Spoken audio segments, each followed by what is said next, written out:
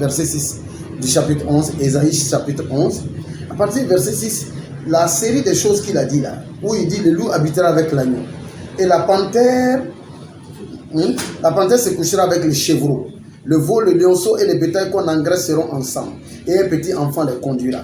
La vache et l'ourson auront un même pâturage, leurs petits un même gîte, et le lion comme le bœuf mangera de la paille. Le nourrisson s'ébattra sur l'antre de la vipère, et l'enfant sévré mettra sa main dans la caverne du basilic.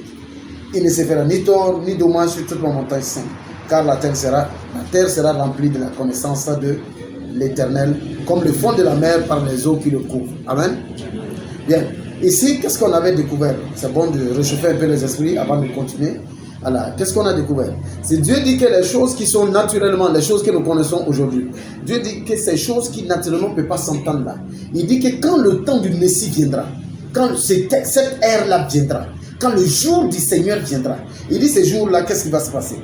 Il dit les lions comme le bœuf, ils mangeront de la paille. Amen. Voilà, les nourrissons là se battra sur l'entrée de la vipère, dans le trou de la vipère là. Le petit enfant là, il va s'amuser là-bas. Il n'y aura rien ne va lui arriver. Amen. Le loup habitera avec l'agneau et la panthère se couchera avec le chevreau. Mais donc cela veut dire quoi? Comment cela va arriver? Bon, si je demande comment cela va arriver, mais qu'est-ce que ce passage-là est en train de nous dire?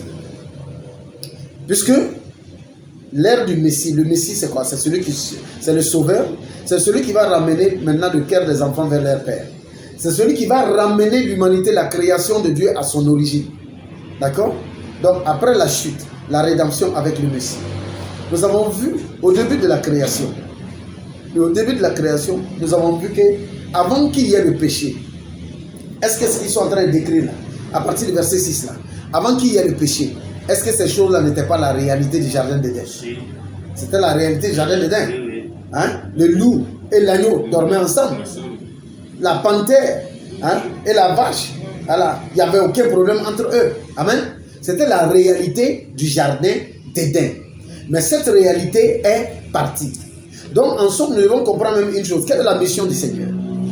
La mission du Seigneur, Jésus-Christ, n'est pas seulement de nous sauver pour nous amener au ciel. Non, c'est de restituer l'Éden.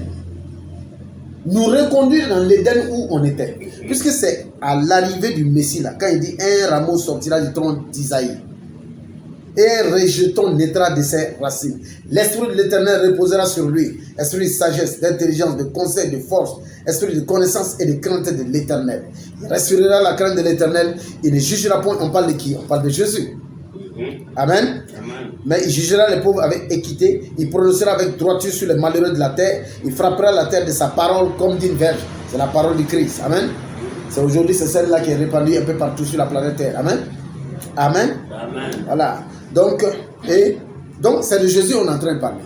Mais on dit que quand ce temps-là arrivera, quand ce sera le jour du Seigneur, quand le Seigneur va rentrer dans son jour, la Bible nous fait savoir quelque chose de fabuleux, quelque chose d'exceptionnel. Amen. La Bible nous dit qu'en ce moment, ce qui était autrefois sera encore là.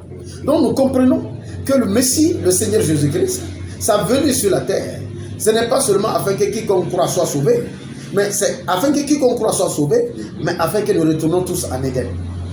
Afin que la vie de l'Éden soit, que nous puissions répartir là-dedans. Amen. Vous voyez, l'étude biblique là, nous permet de comprendre des choses même que la Bible n'a pas expressément dit. D'accord? La Bible n'a pas dit expressément que non, Jésus-Christ va nous ramener en Éden. Amen. Mais quand nous voyons la description qui est faite du temps de Jésus, du temps du Messie, quand il sera là, le loup et l'agneau dormiront ensemble. Amen. La panthère comment dirais-je, et puis l'ours, ils dormiront ensemble. L'enfant jouera avec la vipère. Hein? Donc, nous comprenons que ça ramène un temps qui était en Éden. Donc, alors maintenant, puisque nous savons un peu Jésus-Christ quand il est venu, la Bible dit quoi? Qu'est-ce que Jean a dit de Jésus-Christ? Il dit voici venir l'agneau, voilà, qui ôte le péché du monde. En réalité, le temps de Jésus, là, cette ère messianique, là, où on va voir les lions s'amuser avec la gazelle, ce serait un temps. Ce serait quel temps? Ce serait le temps où le péché va disparaître. Oui. C'est aussi simple que ça. La seule chose qui a amené les lions à manger l'homme, c'est le péché. Quand le péché est rentré sur la terre, le péché a corrompu la création. Le péché a corrompu les eaux, les arbres, les fleurs, les animaux et les êtres humains. Donc c'est toutes les dimensions de la création qui ont été corrompues par le péché. Amen. Donc dès que le péché sera ôté, on dit qu'il enlève le péché, qui ôte le péché du monde. Voici venu, voici l'agneau de Dieu vivant. Amen. Celui-là qui enlève le péché du monde. Quand le péché du monde sera enlevé. Amen. Est-ce qu'aujourd'hui on peut dire que le péché est enlevé? C'est pourquoi l'œuvre du Seigneur continue. Amen, amen. Amen. Mais quand le péché sera ôté, la création va se retrouver avec une nouvelle mentalité. La création va se retrouver avec quelque chose de nouveau. Quelque chose qui était là en Éden, mais qui a disparu après Éden. La création va se retrouver avec ça. Le lion ne pourra plus faire du mal. Le loup ne fera pas de mal à l'agneau. Et la panthère se couchera avec le chevreau. Ils ne sauront même pas, le lion ne saura même pas que lui il était carnivore. Il oubliera sa nature carnassière. Pourquoi? Parce que le péché qui a conduit ça, et ça c'est très important. C'est important que vous puissiez noter ça et puis garder ça par devers vous. Ce qui a vraiment corrompu la création, c'est le péché. Voilà. Quand on dit que le salaire du péché c'est la mort, là, c'est ça. C'est le salaire du péché, c'est ça qui fait que le lion nous mange. Le lion nous bouffe, si nous gagne, il nous mange. C'est la mort. C'est le salaire du péché. Parce que dès que le péché est rentré, le péché n'a pas seulement sali l'homme. Il a souillé l'homme, il a souillé l'animal, il a souillé les poissons, il a souillé les oiseaux, il a souillé les eaux, il a souillé la terre. Il y a des terres qui sont devenues infertiles, qui ne produisent plus. Il y a des terres qui sont devenues épineuses. Le péché a souillé la création. Donc quand le péché sera ôté, en ce jour du Seigneur, décrit dans Ésaïe 11, verset 6, à partir du verset 6. Amen. Pour que ces choses qui sont décrites là se produisent, il va falloir qu'on remette la machine, le compteur à 0. Pour rebouler et puis remettre le compteur à 0, il faut enlever ce qui a détruit le processus. Qu'est-ce qui a détruit le processus? Le péché. Amen. Donc aujourd'hui, nous découvrons une chose en réalité. Nous découvrons que la mission du Seigneur Jésus-Christ n'est pas seulement que nous ayons, n'est pas seulement nous sauver pour que nous allons au ciel. Amen. Dieu a tant aimé le monde qu'il a donné son Fils unique afin que quiconque croit en lui ne périsse point, mais qu'il ait la vie éternelle. Mais ça ne s'arrête pas là. En réalité, qu'il ait la vie éternelle dans l'Éden de Dieu. Amen. Parce qu'une des missions de Jésus-Christ en réalité, c'est d'ôter le péché du monde. Et aujourd'hui, nous pouvons de façon calme analyser ce monde-là. Hein? Et puis juger, et puis dire, est-ce que le péché est ôté ou est-ce que le péché n'est pas ôté? Si le péché n'est pas ôté, hein, amen, l'œuvre du Seigneur continue. C'est pourquoi le ministère continue. C'est lui qui continue à travers nous. Parce qu'une des choses que le Seigneur est venu faire, il est venu ôter le péché. En réalité, si nous disons que nous sommes touchés par le Seigneur, amen, amen, suivez tous. Si nous disons en réalité que nous sommes touchés par le Seigneur, nous ne devons même plus avoir en nous la capacité de faire du mal à quelqu'un. Exact. Parce que la vieille nature est enlevée. Amen. La nature qui était dans l'homme quand il était en Éden, dans le jardin d'Éden, c'est cette nature que nous devons avoir. Si vraiment Christ est en nous, est-ce que nous avons cette nature-là? Est-ce qu'aujourd'hui, nous pouvons dire en toute franchise, nous les chrétiens, que nous avons la nature de l'Éden? Non. Donc, vous voyez, nous disons que nous sommes nés de nouveau. Nous partons à l'église, nous sommes des pasteurs même. Amen. On est des prophétesses, on est des sacrificateurs et tout. Mais en réalité, là, hein, le péché n'est pas encore ôté de notre cœur, de notre vie. Nous sommes capables de critiquer. Nous sommes capables d'avoir des intentions malveillantes. Tu peux critiquer positivement, hein, tu peux faire des remarques bien, tu peux dire une chose, pas pour détruire, ça c'est différent. Voilà. Mais avoir un cœur, s'asseoir, critiquer, démonter quelqu'un, penser mal. Si Christ est en nous, en réalité, nous ne devons même plus avoir la capacité de pécher. C'est-à-dire, même quand on veut pécher là, on ne saura même plus ce que c'est que le péché. Dans l'Éden là, avant le fruit défendu, Adam et Ève ne connaissaient pas. Ils ne savaient pas. Si tu ne sais pas comment tu peux pécher, puisque tu ne connais même pas. Amen. C'est quand ils ont connu le péché qu'ils sont tombés dans le péché. Si Christ est en nous, là, quand Christ là, se forme en nous, là, la nature, le vieil homme disparaît. C'est ce qu'elle avait dit. Celui qui est en Christ, toutes choses deviennent nouvelles. Les choses anciennes sont passées, toutes choses deviennent nouvelles. Mais pourquoi nous sommes dans toutes choses deviennent nouvelles, mais les choses passées dans notre vie sont toujours là?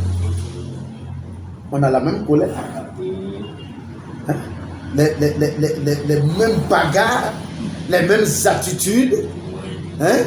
Si on nous piétine, on se retourne, nous on piétine 2 fois. Hein? On ne pardonne pas. Nous sommes jusqu'à présent, aujourd'hui, enfin pas aujourd'hui, je fais partie de ces hommes de Dieu qui disent, qu'ils pensent et qui le disent, vraiment, vraiment, l'œuvre de Dieu, le 6e jour de la création n'est pas terminé. Hein? Parce que Dieu dit, la Bible nous dit que le 6e jour de la création, Dieu dit, faisons l'homme à notre image, hein, il a fait l'homme. Amen. Quand il a fait l'homme, il s'est reposé. Il a dit que cela était très bon. Mais l'homme était fait à l'image de Dieu. Amen. À la ressemblance de Dieu. Aujourd'hui, moi, je me pose la question, je me suis posé la question, j'ai posé ça à des multitudes de gens. Est-ce que nous sommes à l'image de Dieu?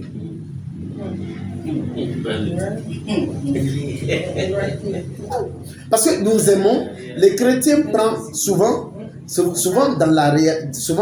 dans nos réponses, nous ne répondons pas selon la réalité, nous répondons dans la foi. Oui. Quand on dit à quelqu'un, est-ce que tu as l'image de Dieu? Il dit, oui, tu as l'image de Dieu où? C'est pratique l'image de Dieu, ce n'est pas un dessin. C'est ça. L'image de Dieu, est-ce que le caractère de Dieu est à toi? Et Dieu faisons l'homme à notre image, à notre ressemblance. Quand on le voit agir, la nature on doit se tromper. Quand la nature voit l'homme agir là, la nature doit se dire que on dirait que le créateur est là. Il ne doit plus faire la différence entre nous et puis Dieu. Parce que nous sommes à sa ressemblance, à son image et à sa ressemblance. Est-ce que nous sommes aujourd'hui à sa ressemblance? Donc, je fais partie des hommes de Dieu qui disent que le 6e jour est toujours en cours. Le 6e jour de la création est toujours en cours. La Bible dit qu'un jour pour Dieu, hein, c'est plus de 1000 ans pour les hommes. Amen. C'est plus de 1000 ans pour les hommes. Un jour pour Dieu, c'est plus de 1000 ans. Qui sait? Peut-être que c'est 10 000 ans. Mais c'est plus de... Quand on dit plus, il ne faut pas seulement s'arrêter à 1000. Donc quand Dieu dit le 6e jour, là, faisons l'homme là, est-ce qu'il n'est toujours pas en train de faire l'homme là? Est-ce que Dieu n'est pas toujours en train de nous transformer? C'est ça, faisons l'homme. D'accord? Quand un artiste est en train de dessiner un tableau ou en train de faire quelque chose, il fait une première ébauche. Amen. Au fur et à mesure, il arrange. Amen. Quand vous voyez un sculpteur même là, il coupe un peu dans le bois là, c'est barbare, n'est-ce pas? Au fur et à mesure là, il taille, il coupe ici, il met un peu de marteau, ciseaux, hein? Il arrange, jusqu'à ce que l'œuvre soit terminée.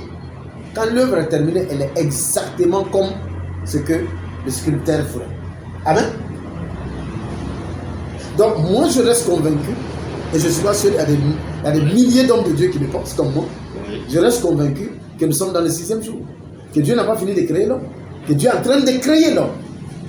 Voilà. Non, on n'a pas atteint la perfection, alors que Dieu ne peut pas se tromper. Si la Bible dit, Dieu dit que cela était bon, ça dit que quand Dieu va finir avec l'homme là, quand Dieu va regarder, Dieu va dire, il y a Tchepi. C'est bon. Il y a Soma. Amen. Parce que nous serons exactement comme il veut. Amen. Donc par conséquent, nous sommes jusqu'à présent là. Nous sommes en train d'avancer avec Dieu. Amen, amen, amen. Amen. Mais c'est plutôt une bonne nouvelle. Ça veut dire qu'il n'a pas encore terminé avec nous. Amen. Amen. Ça veut dire qu'il y a la possibilité d'arranger encore quelque chose en nous. Amen. Et c'est quand nous allons atteindre ce niveau-là, effectivement, que nous allons être exactement comme Dieu. Et quand nous allons être exactement comme Dieu, mais évidemment, puisque si nous on est guéris, la création sera guérie. C'est par nous que la création est tombée, c'est par nous que la création s'élèvera. Amen. Amen. C'est ce que la Bible dit dans Romains 8. Amen. Il dit la création a été soumise par la force. Amen. Il dit nous les enfants de Dieu, les prémices là, hein, les enfants de Dieu, c'est nous, on a souillé, c'est-à-dire qu'on s'est souillé, on a souillé la création. Et la Bible dit que quand nous on est guéris, quand nous on est sanctifié, quand nous on est arrangé, la création sera arrangée. Amen. Vous voulez vos Bibles avec moi, Romains 8.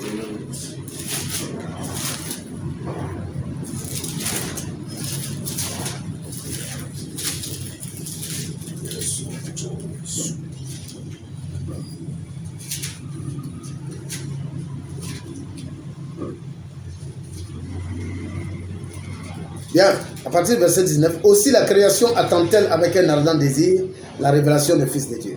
Car la création a été soumise à la vanité. Ici, vanité veut dire péché, ok?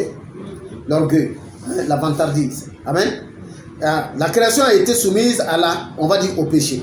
Non de son gré, mais à cause de celui qui dit a soumise. Donc la Bible dit que quelqu'un a soumis la création, hein, au péché. Quelqu'un peut dire que non, c'est le diable qui l'a soumis. Mais le diable n'avait aucune autorité sur la création. Seul l'homme avait autorité. Amen. Amen. Et dit avec l'espérance qu'elle aussi sera affranchie, voilà, de la servitude de la corruption pour avoir part à la liberté de la gloire des enfants de Dieu. La Bible dit que la création même veut participer à notre gloire. La création aussi espère, elle prie pour que l'homme puisse être affranchi. Quand l'homme sera affranchi, la création sera affranchie. Donc le jour où l'homme sera réparé, la création sera réparée. Pour réparer la création, là, Dieu a juste besoin de réparer l'homme. Amen. Pour réparer l'homme là, Christ a juste besoin d'ôter le péché. Le péché là, a besoin d'être ôté de nous. Voilà. Il s'agit, la question n'est pas est-ce que je suis chrétien, est-ce que je vais à l'église, mais c'est est-ce que je suis transformé. La véritable question du chrétien ou de la chrétienne, c'est est-ce que je suis transformé. Suis-je le même ou suis-je comme les autres ou suis-je comme Christ?